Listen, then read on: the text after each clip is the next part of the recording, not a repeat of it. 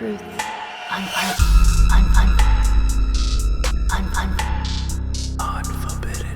Truth. Podcast. Unforbidden. Truth.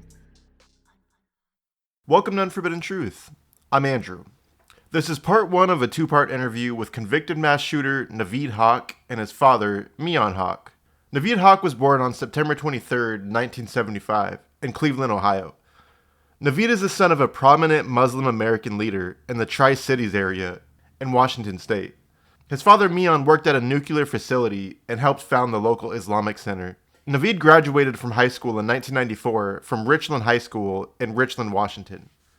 Some of his classmates described Naveed as being pretty calm and collected, a happy guy, while another student told the Seattle Times that he was never upfront about his faith or religion. Naveed attended dentistry school for 4 years before dropping out. He then completed college, earning a degree in electrical engineering at Washington State University, Wazoo, but wasn't able to hold down a job, which would also be common throughout his teenage years as well as his young adult years, prior to the shooting that took place in Seattle.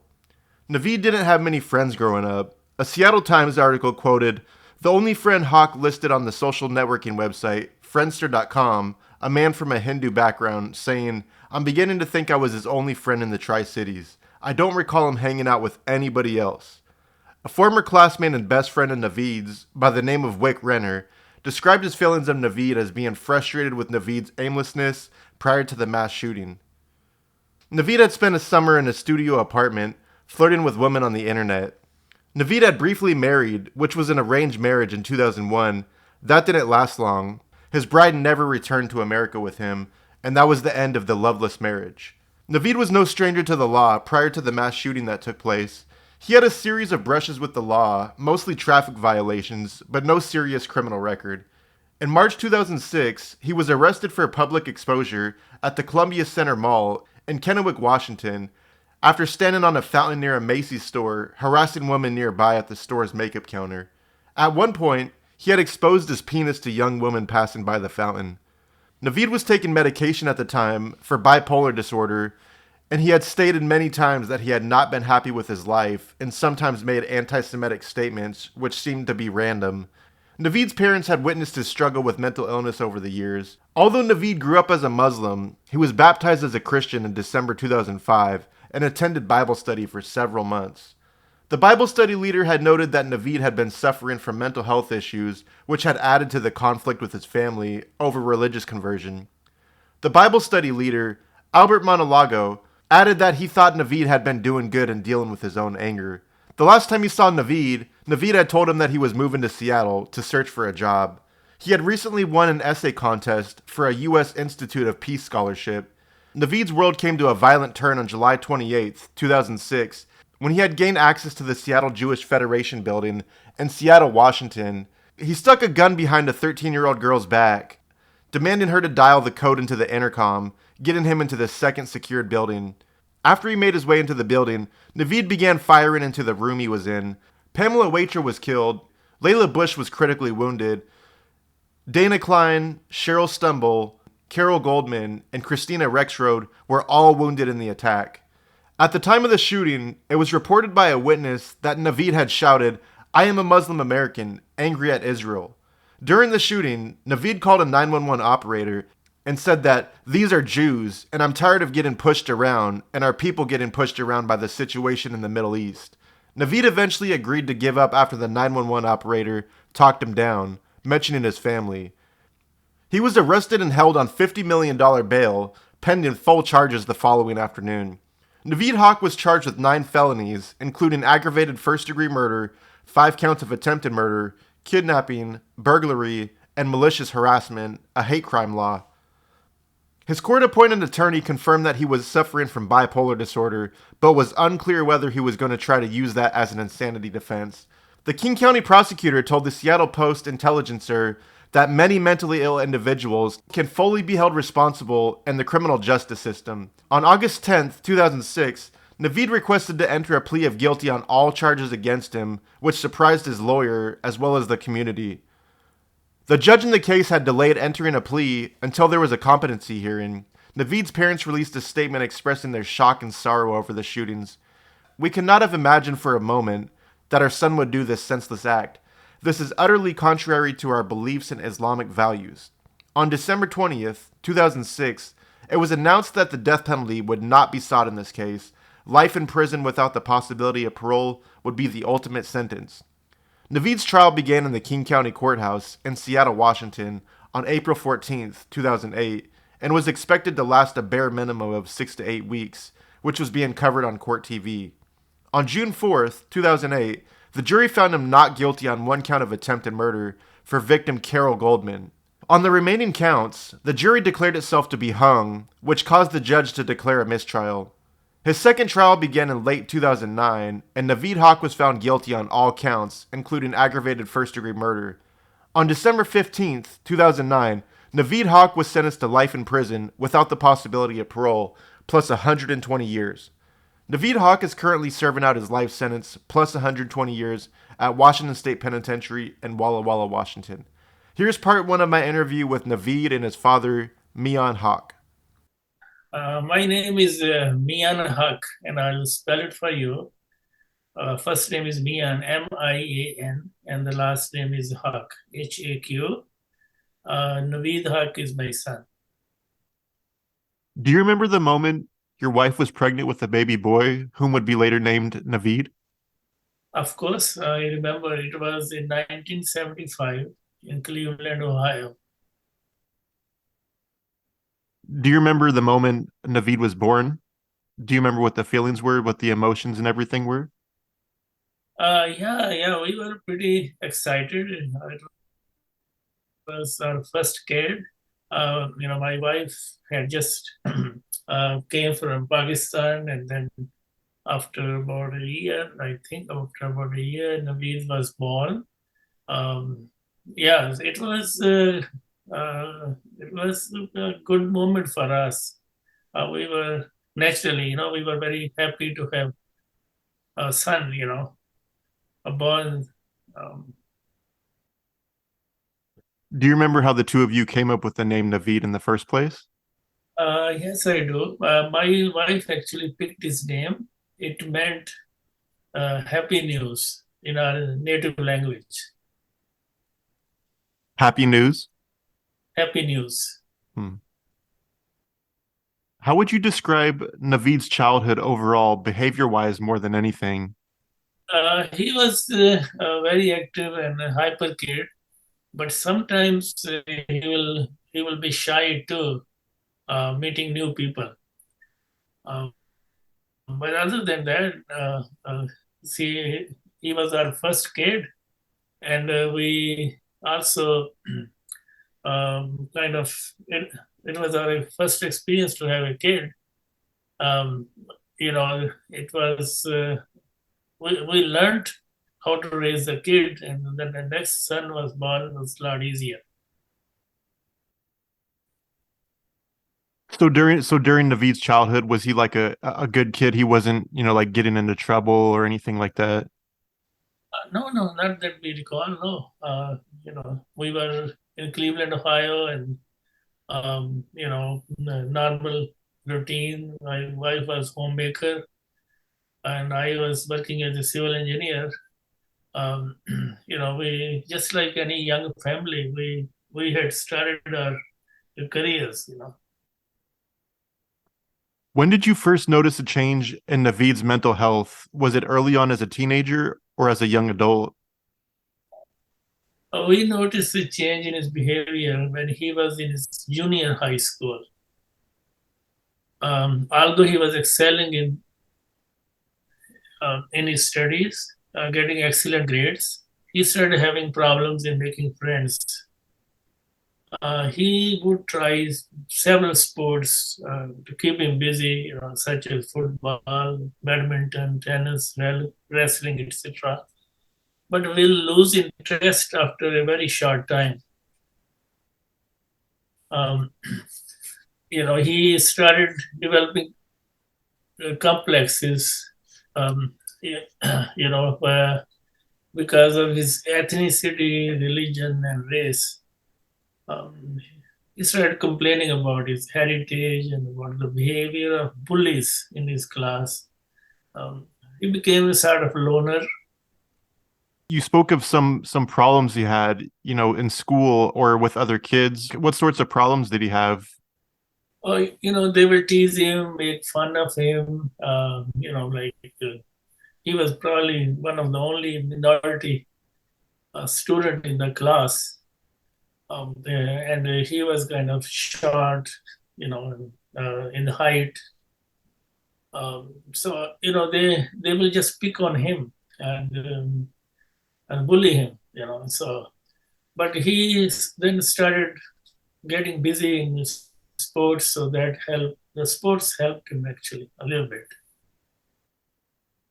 Did you ever notice any type of like mental health, or I guess I should say like outbursts or anything prior to the incident that took place in 2006? Did you ever witness anything that might have caught you off guard or might have?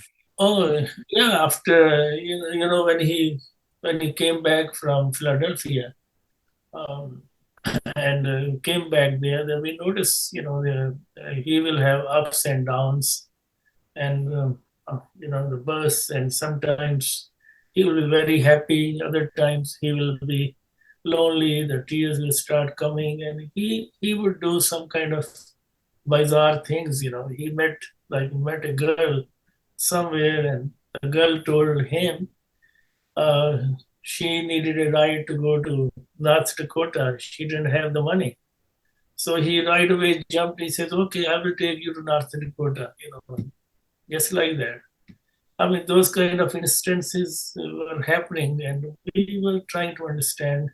By that time, we knew he had bipolar. We knew he had problems, so we were trying to deal with him. We took him to the counselor. He was actually admitted in a mental hospital here in Tri Cities where we live. So we were trying to cope with him, but he would be normal. All of a sudden, he will change, um, and it was very difficult to understand. The behavior. I mean, depression is one thing, but sometimes he will be normal for many weeks. Will do the things. Will be very productive. You know, he got um, degrees. 2 degrees. He actually also was able to get a degree in electrical engineering, but he was trying all kind of jobs. One time I counted, he had tried 50 jobs since his high school, and almost all jobs he got fired because of his ups and down behavior. This thing. Let's talk about July 28th, 2006. Do you remember everything that took place that day from the morning up until sundown? Yeah, we were actually outside of our home. We had gone to an orchard to pick fresh fruits. We were out most of the day um, until we, came home late, very late in the afternoon, when we heard the news. When did you first hear that Naveed had taken hostages at the Jewish Federation building in Seattle? It was one of our friends, family friends, who called me and asked me whether Naveed had gone to Seattle. My friend told me that his son, who lived in Seattle at that time, had called him about someone from Tri Cities with a Pakistani heritage named Naveed involved in the shooting. Then, almost after a minute or so, my brother called me about this event and told me to turn on the television. Oh boy! I then then it was a complete shock. I turned on the television. My wife and me. Oh, it was terrible. My wife and me stood silently for several minutes with disbelief, sadness, and anger. This I turned off the television. My wife started crying. Tears came in my eyes. I sat on the sofa, motionless. Phone started ringing. We let it ring. I started crying as well. My wife cried hysterically. Uh, it seemed like the sky had fallen and we had nowhere to go. And how long after the shooting took place did you get to speak with and see Naveed? It was several days after the shooting that we got a chance to talk to him. Um, our first meeting with Naveed after the tragedy was actually after a couple of months. Do you remember what that conversation was like that first time you had seen him after the shooting took place? Uh, yeah, the it was very this kind of scene you just hear on movies and other. I mean, for us it was a bionic experience. To see him in a cage and we talked to him. Um, at that time, he had become a little sober and he he had realized what he had done. Um, a very difficult conversation with him. We tried to console him, tell him, take care of your health and be nice with the guards and follow the rules. And we left with the sober mode. When we came back, actually, this was in Seattle, and we live like 230 miles east of Seattle. Throughout the car, we did not have any conversation, my wife and me. So, yeah. How has this shooting impacted not only yourself, but your entire family almost 17 years later?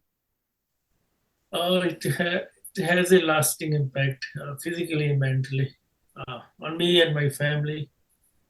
Uh, but some of our close friends who had abandoned us that time have started meeting us. Although we have started going to social functions now, it has been almost like 18 years now. Uh, but we feel terrible if Naveed is brought up, during our meetings or conversations. We still find it extremely painful to talk about him. Uh, in fact, when we meet friends and new persons, we are reluctant to ask them about their children, fearing that they will ask about Naveed. Um, this has been particularly hard for my wife, affecting her health. Even yesterday, Naveed called us during lunchtime, tell us that he was infected with COVID.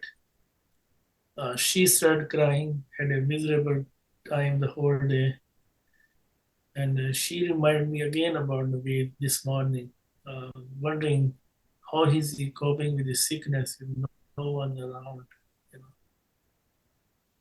So he's with us, though not physically, but you know, he has never gone away.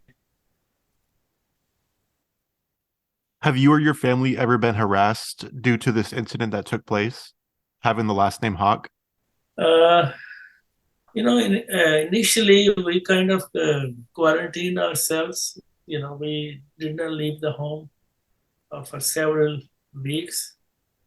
The newspaper, the TV crew, and other they will come and knock at the door. We won't open the door. Um, we since we have lived here for now almost 40 years in this area. My neighbors knew us, and community knew us. They knew, what kind of people we were. So we actually were not harassed, by any means. We, in fact, many people approached and offered us that we can go to their place and get away from our home. But when we used to go sometimes for grocery shopping and other, people will look at us, and you could see, they had some kind of message, but we avoided them. Is there anything that you would like the public to know about your son, Naveed? Well, Naveed was a very bright and talented son because of his outstanding academic and community volunteer work. He was admitted in an accelerated 6-year dental program instead of normal 8 years duration at the University of Pennsylvania. But unfortunately, due to inadequate awareness of bipolar disease and improper medical treatment at that time, his career was destroyed, and our family got devastated too. He was a very compassionate and helpful person. Actually, he would always offer help, in our Islamic center whenever we'll go. He was a very active volunteer. Actually, during his high school days, he received several outstanding certificates. One from the U.S. Institute of Peace, Washington, D.C., and then from Mike Lowry, who was governor of Washington State, on a Martin Luther King essay contest in Spokane. Yeah, it's an irony where he's sitting now with all those qualities and capabilities, what he could have done. Do you get to visit Naveed often in prison? We try to visit him bi-monthly. We talk to him actually frequently on phone. He calls us whenever he feels lonely. Before we conclude this interview, is there anything that you would like to talk about or want the public to know about your son or your family for that matter? Yes, my family and me are extremely sorry and remorseful to the family of Pamela Bechler, who died in this senseless tragedy. We are also very sorry to the other 5 victims who got injured and still might be recovering from the physical and mental scars due to the shooting at the Seattle Jewish Federation Center. We could have never imagined that our son would do such a horrific crime. He had never shown any tendencies of violence before this act. We wish there would have been some state gun laws which could have prevented him from getting a gun. He had a long history of mental illness. He must have been denied a gun license. He himself wishes that he should have been denied this lethal weapon. Naveed has been extremely remorseful over this tragic, senseless act. He shows his sorrow, helplessness, and guilt often when we see him or talk to him. He tells us that he frequently prays to God for forgiveness and prays that his victims also forgive him. You have a prepaid call. You will not be charged for this call. This call is from Naveed Haq, an inmate at Washington State Penitentiary. Let's start off with talking about your childhood. Where were you born? I was born near Cleveland, Ohio, in the suburbs of Parma Heights. And I was raised there until I was 2, and then my family moved to Tri-Cities, Richland, Pasco, Kennewick, in Washington State. And I was raised in Tri-Cities. Can you recall any positive memories from your childhood? I can recall some positive memories. My dad and mom used to, my dad is an engineer, a civil engineer, retired, and we had some money. We were a upper middle class family, and we used to travel a lot. You know, we traveled to my parents' native country of Pakistan. We traveled all over the country. I went to Disney World, Disneyland. I went to Hawaii. My parents always gave me what I wanted, like toys and stuff, and they were good parents, you know. So I have happy memories of my interactions with my family. So it sounds like your parents were together then throughout your childhood? Yeah, my parents have been married close to 50 years. They're still together. I had a stable family home. Would you say that you were close with your mom and dad growing up then?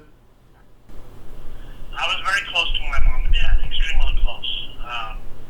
They took care of me, you know. I was kind of I had other problems that I was going to school, an all-white school, and it was in a very kind of like farming community, and a lot of them, they weren't used to seeing a Pakistani in their classroom, you know. So that's where my parents are from. My heritage is Pakistani, and I used to get the cold shoulder. I had to deal with racism, being a child of immigrants growing up. I was the only non-white person in my elementary school, very few in junior high, very few minorities in high school. So it was rough growing up outside the home. My family life was good, but outside the home, I had no friends, you know, and that contributed to me being very isolated, you know. And my mental health probably deteriorated at a young age. Right. Yeah, and we'll get to that. We'll get to that throughout the course of the interview. But do you have any negative memories that stick out to you from your childhood? Yeah, I do. I used to get beat up at school. Had my money taken away from me. I was bullied. It was rough being the only minority in my elementary schools. And How early did you experience that you can remember? It started right in preschool. You know, I went to a Catholic preschool, and I was the only Muslim in a Catholic school. And the teachers were extremely mean to me. You know, they used to put me in the corner with a dunce cap, and all of the other students would laugh at me. You know, so. And was this when you'd be like getting in trouble, or just they would just put you in the corner just because? Well, I wouldn't do anything very different from the other students, but I was on the radar because I was different. You know, I was a child of immigrants, and I wouldn't do anything. I was taught by my parents to be a good kid, so I was a good kid, you know. But I did have some outbursts, you know, like I would you know, make music out of my mouth, and you know, do weird sounds, and sometimes maybe that contributed to me being put in the corner, you know, with a dunce cap, you know. But overall, I was a very good student, and I was well behaved, and they didn't put me in special ed, you know. I was getting good grades, you know. So. Naveed, did you suffer any type of childhood abuse growing up?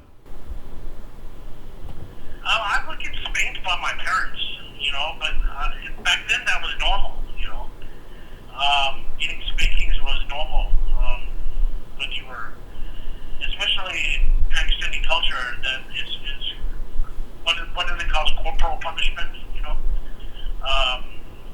that's common, so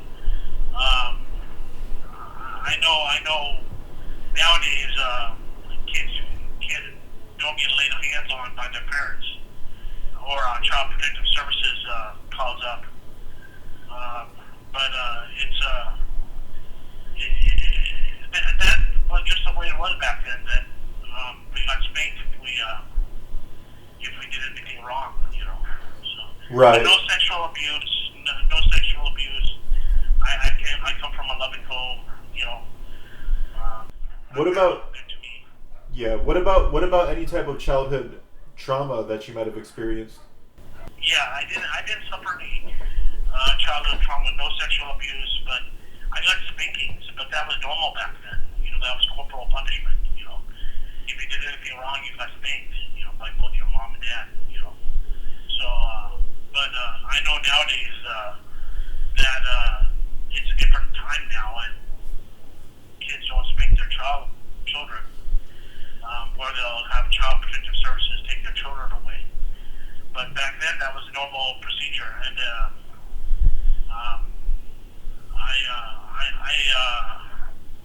I got some abuse from the kids at school, getting beat up at school, and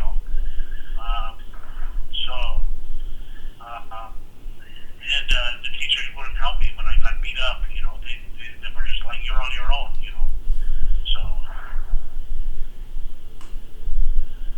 Do you have any siblings? I have a younger brother who's 5.5 years younger than me. Were you too close growing up? We were close growing up, but the age difference kind of made it so like I grew up as an only child. I was only child for 5.5 years, and then since the age difference was so much, I kind of, our circle of friends were different, and my brother is from a different generation. Kind of from a different generation. 5.5 years is a big difference. So I kind of grew up like an only child. So. Right. And so you said that your household was religious growing up. You guys were practicing Muslims. Yeah, practicing Muslims. I read the whole Quran by the time I was 9 years old. I was taught to pray. I would have to join the adults and pray.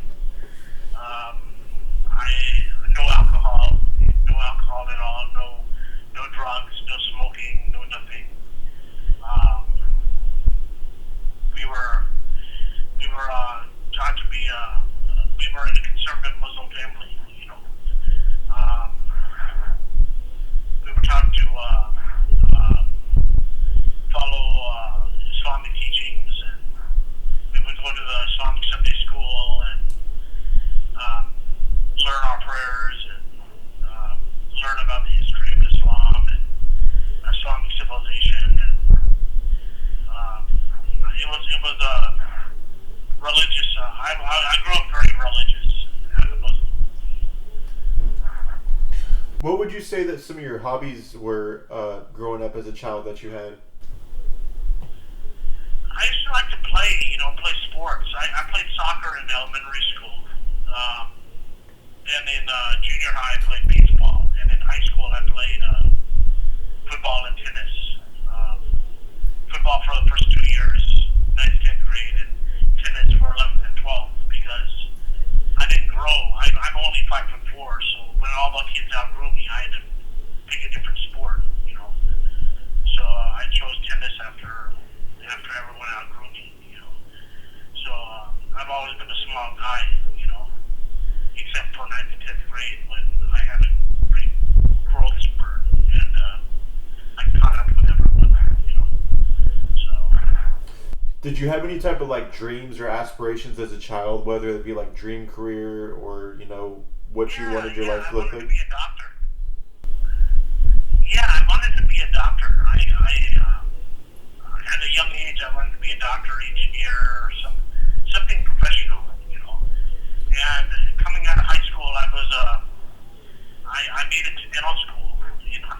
I got into an accelerated dental medicine program, which was with a combined degree from Rensselaer Polytechnic Institute and University of Pennsylvania.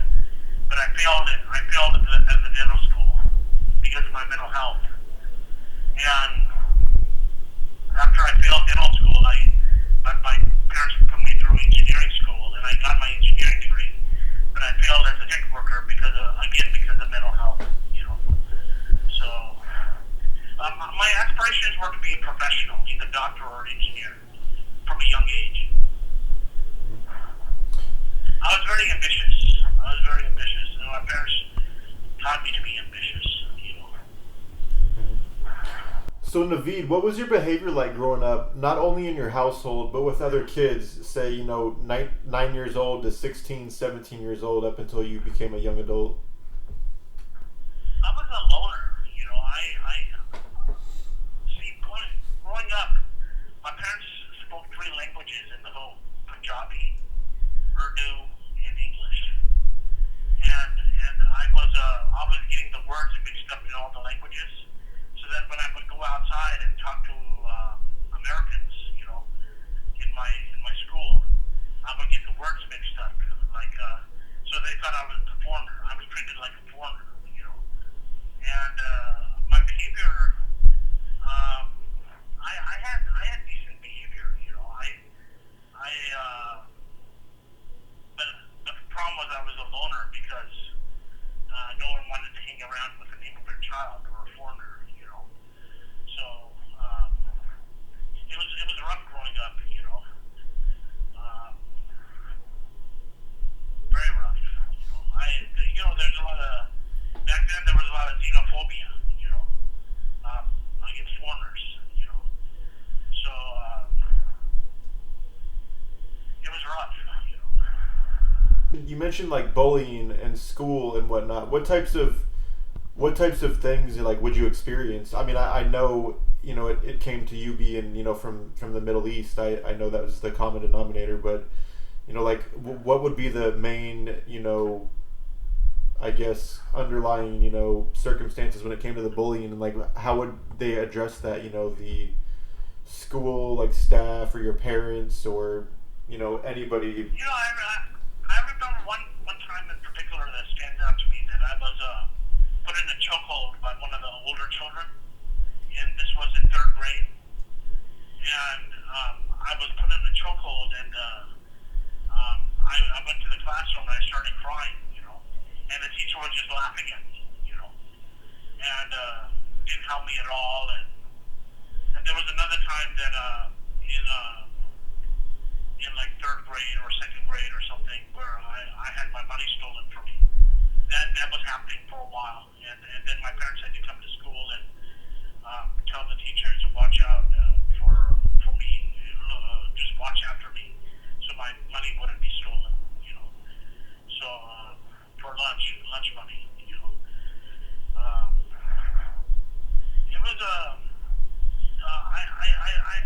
I would get constant bullying, like Valentine's Day, all the kids would exchange cards, but I would get no cards for Valentine's. No one wanted to be my Valentine because I was a foreigner. They considered me a foreigner. So I had it was rough. I was always treated differently. I was always marginalized. It was rough. It was a rough childhood in terms of my family. I had a rock hard support from my family, but going to school and growing up being bullied because of my heritage, it was rough. Did you engage in any type of criminal activity as a juvenile? No. I was always a good kid. All I did was study in high school and play sports. I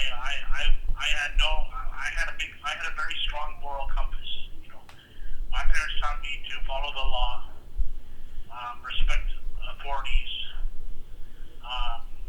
always try to go out and give it my best, hard work.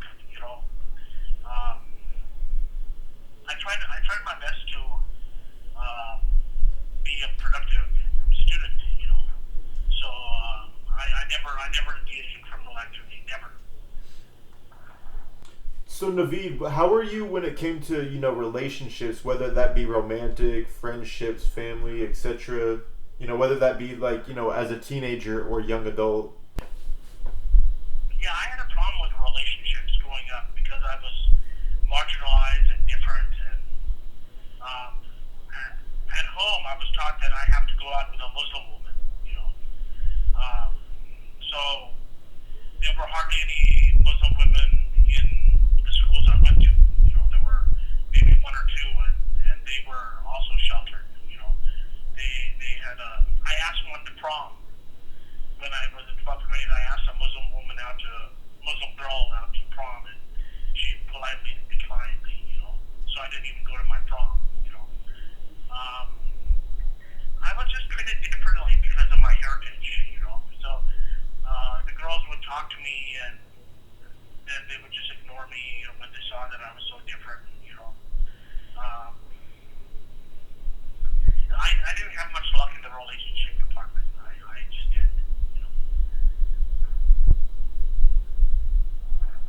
Was that like during your like adult years as well up until the incident that took place? Well, what happened was I couldn't find anyone to go out with me, because I was so. One of the reasons was I was so busy with school, trying to make a career out of myself, trying to have a. I was very career oriented, So I was too busy for a girlfriend. I was studying, and I tried a lot of jobs, which I was all fired from because of my mental health. What would be the reasons? What would be the reasons for you losing your job? Like what types of things would happen? Well, I was like paranoid. I would be paranoid that everyone was out to get me because my diagnosis is schizoaffective bipolar type. So I have schizophrenia and bipolar disorder, and a little bit of depression too. So I was always paranoid that people were out to get me. So that would make me have very bad social skills. So because of my bad social skills, I would usually let go because I was not getting along with other coworkers. So I'm considered I'm not low functioning, but I've gotten better with age. But back then, my social skills were terrible because I was paranoid that everyone was out to get me.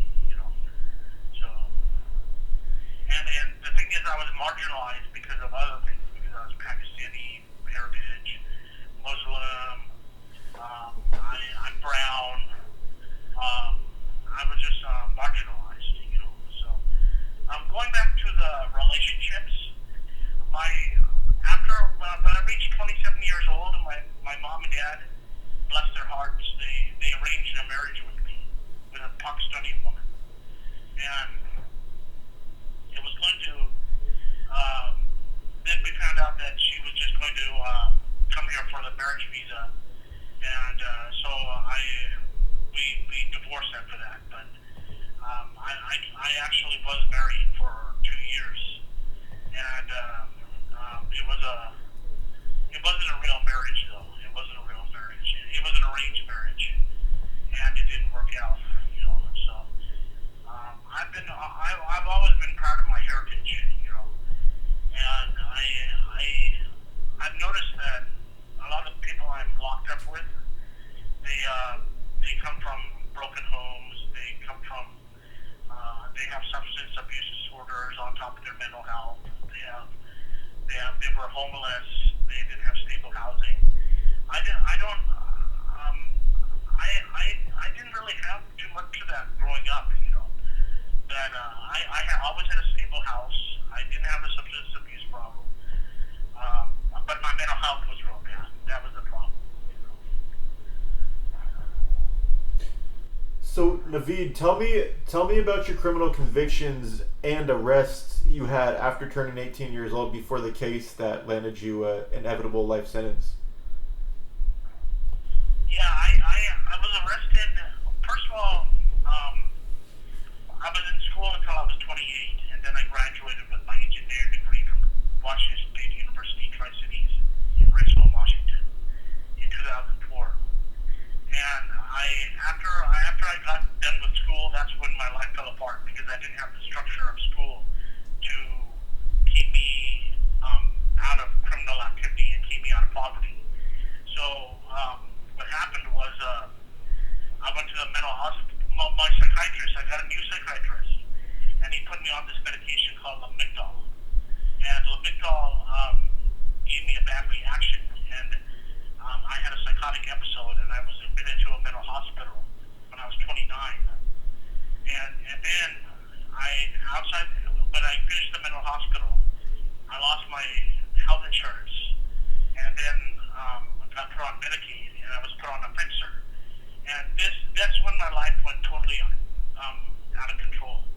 A fixer gave me a lot of rage. That's one of the side effects. Homicidal and suicidal ideation. And I started having trouble with the law. And I got arrested for the first time when I was 30 for lewd conduct. I was pretending to unzip my pants in a Columbia Center mall in Kennewick, Washington. And the cops were called, and I spent a night in Benton County Jail before my mom bailed me out. They set the bill at $400. I wasn't convicted for that. They actually eventually dropped that charge because I didn't actually unzip my pants. So, but one of the guys there said I did, and it had to be investigated. And that charge was dropped. But then my life spiraled out of control with me being on the fixer, and I eventually did the shooting. That's the problem. That's the problem that led me in jail for now. Right, and so you said you've been diagnosed with schizophrenia and bipolar disorder. When did you receive both diagnoses? I would say I got diagnosed when I was 21, 22 with schizoaffective bipolar type. A psychiatrist in Philadelphia named Dr. Alexandria McLean diagnosed me with schizoaffective disorder, bipolar type. So that was my diagnosis, and it ranges. Some psychiatrists say it's bipolar with psychotic features. Some say it's schizoaffective bipolar type. It's basically the same diagnosis, So I have schizophrenia and bipolar. I have both, So I've had that diagnosis since I was 21, 22.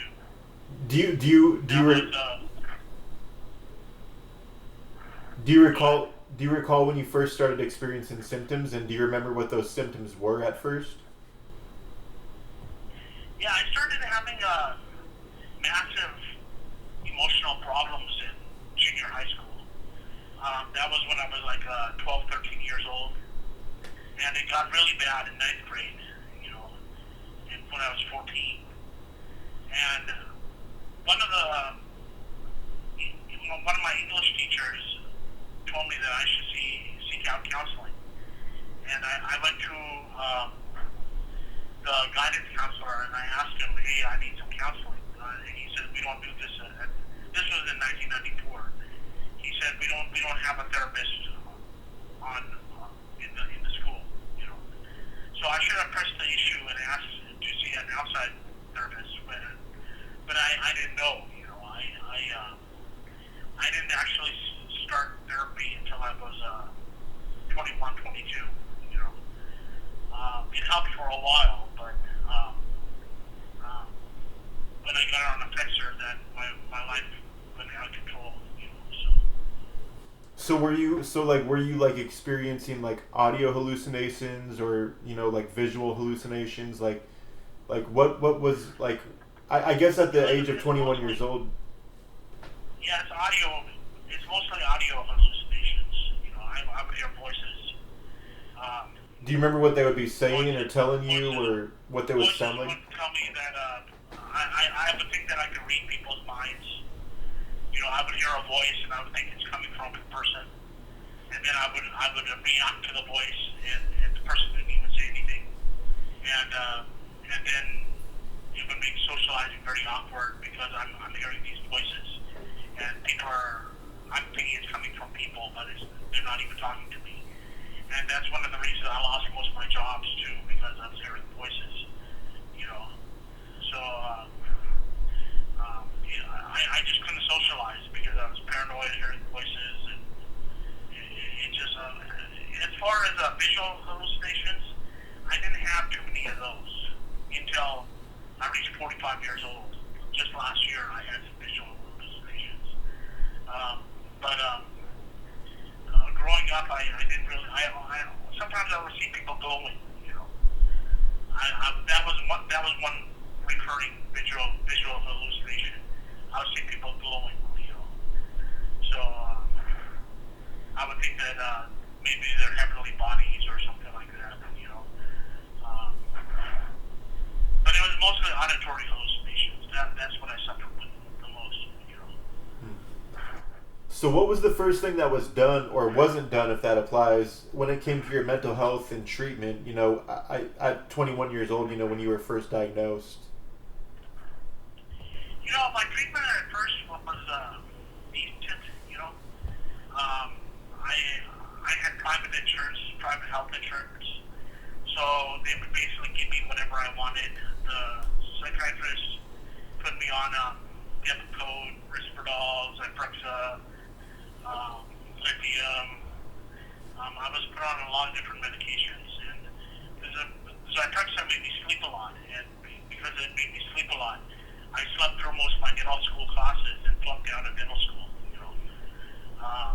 But as far as managing my illness, it kept me out of trouble, you know. And I had, when I came back, I moved back to Washington State from New York and Pennsylvania. That's where the accelerated dental school program was. I moved back to Washington State after I failed dental school. And then my dad was putting me through engineering school, and I had the same auditory hallucinations. That made socializing so awkward. And I had private health insurance through the school, through my parents' health insurance. While I had private health insurance, I managed. You know, I saw psychiatrists on a regular basis. They prescribed me meds, and I had the structure of school. It kept me out of trouble.